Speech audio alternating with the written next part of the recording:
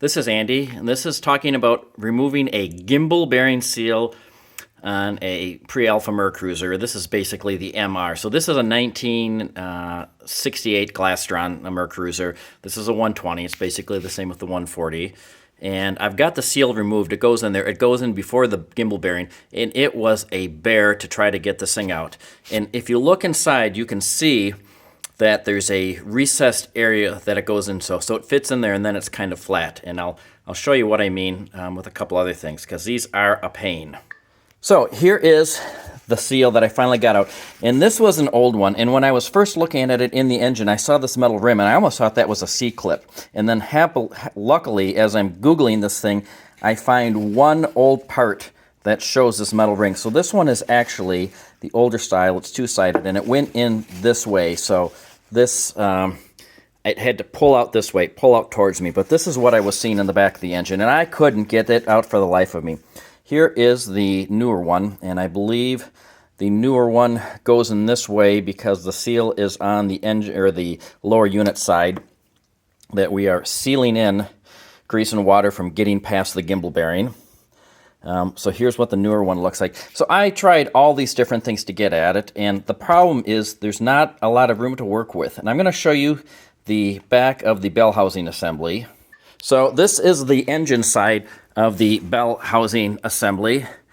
And if you can look in through here, so this is the engine side. I've got a gimbal bearing in here, and the old seal is in there. But again, so this seal would fit in there. And again, you see the problem is there's not a lot of room to get a tool in there and grab anything.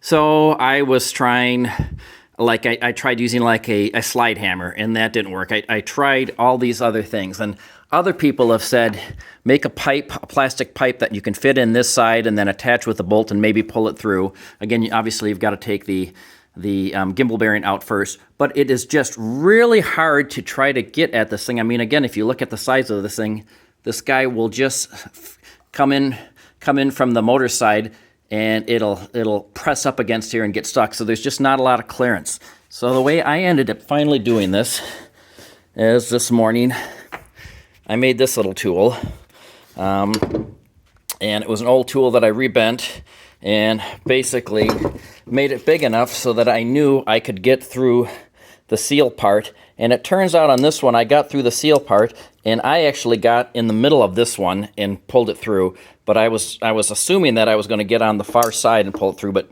I think really something like this is the best way to do it. And the diameter that you've got to work with is just a little over an inch. I believe it's maybe 1.25 inches. There's just not a lot of room. I'll see if I can get that measurement later and post it with this video. But I ended up just sticking through this through the exhaust bellows, and I was able to grab onto it with this tool and then lock into it, and then I was able to work it out and pull it out.